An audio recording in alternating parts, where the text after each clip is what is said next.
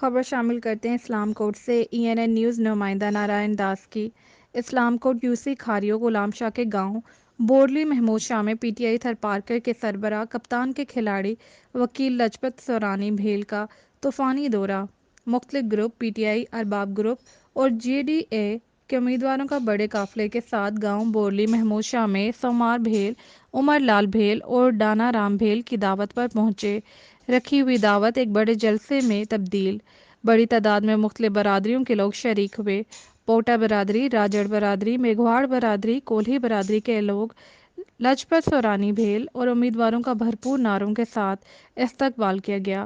کپتان کے کھلاڑی لجپت سورانی بھیل، جی ڈی اے ضلع کونسلر خلیفہ سائنڈو شاہ، ارباب ذوالفقار علی، خلیفہ سلطان، راجڑ کامریڈ گومو بھیل کا جلسے سے خطاب۔ کپتان کے کھلاڑی وکیل لجپت سورانی بھیل جلسے سے مخاطب ہوتے ہوئے کہا کہ تھرپارکر میں پاکستان پیپلز پارٹی پوری طرح سے کمزور ہو چکی ہے، اب وہ ناکام کوششیں کر رہی ہے جس کا مقابلہ ہم سب نے مل کر کرنا ہے۔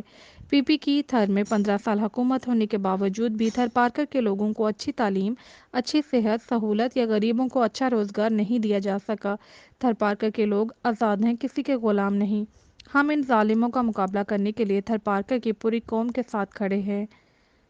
جی ڈی اے سربراہ سید سائنڈو شاہ جلسے سے مخاطب کرتے ہوئے کہا کہ تھرپارکر میں مختلف برادریاں ہمارے ساتھ ہیں، انشاءاللہ ہماری جیت ہوگی۔